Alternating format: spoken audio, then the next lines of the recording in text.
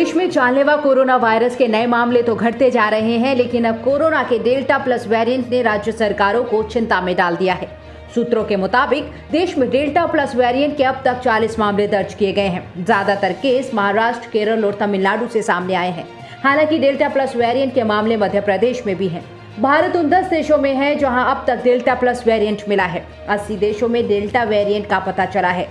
भारतीय SARS-CoV-2 genomics consortium ने सूचना दी है कि डेल्टा प्लस वेरिएंट वर्तमान में चिंताजनक वेरिएंट है, जिसमें तेजी से प्रसार, फेफड़ों की कोशिकाओं के रिसेप्टर से मजबूती से चिपकने और मोनोक्लोनल एंटीबॉडी प्रतिक्रिया में संभावित कमी जैसी विशेषताएं हैं। मोटे तौर पर दोनों भारतीय टीके कोविशील्ड और कोवैक्सीन डेल्टा वेरिएंट के खिलाफ प्रभावी हैं, लेकिन वे किस हद तक हैं और किस अनुपात में एंटीबॉडी बना पाते हैं, इसकी जानकारी बहुत जल्द साझा की जाएगी।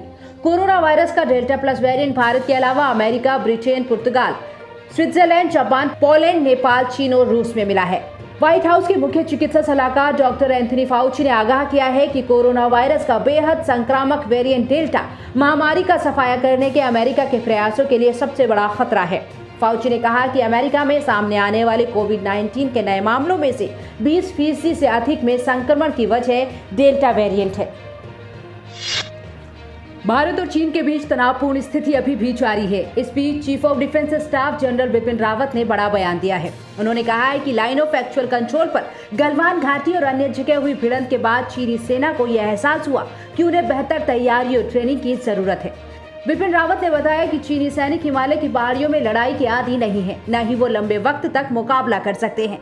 चीनी सैनिकों द्वारा की जा रही ताजा गतिविधि पर विपिन रावत ने कहा कि भारत से सटे बॉर्डर पर चीन ने सैनिकों की तैनाती में बदलाव किया है। जिस तरह गलवान और अन्य इलाकों में भारतीय सेना के साथ उसकी भिड़ंत हुई, उन्हें एहसास हुआ कि उन्हें बेहतर तैयारी की जरूरत है। गलवान घाटी में हुई भिड़ंत के दौरान चीनी सेना को पहुंचे नुकसान को लेकर सीडीएस ने कहा कि चीनी सैनिक छोटी लड़ाइयां लड़ सकते हैं, उनके पास इस तरह के इलाकों में लड़ाई लड़ने का अनुभव नहीं है।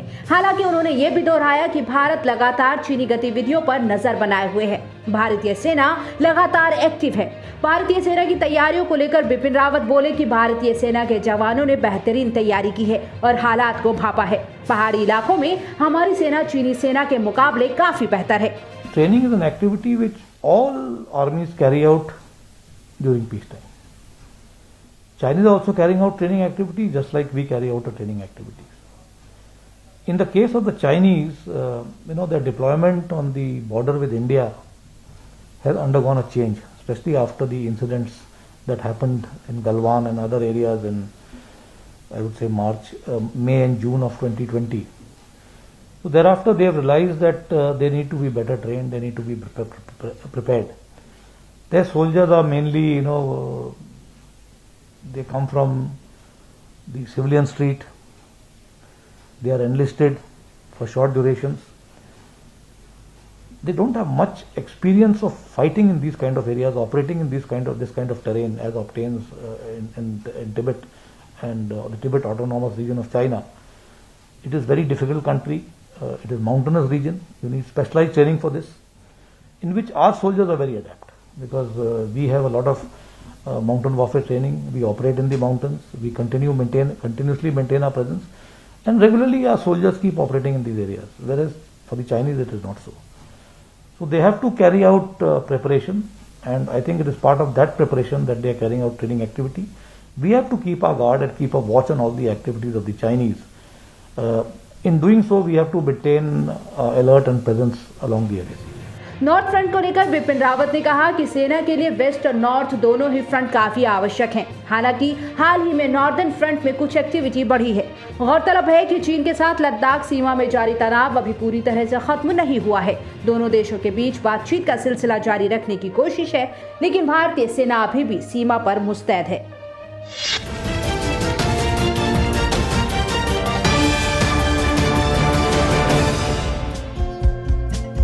हमारे चैनल को लाइक, शेयर और सब्सक्राइब जरूर करें और नई अपडेट्स के लिए बेल आइकन दबाना ना भूलें।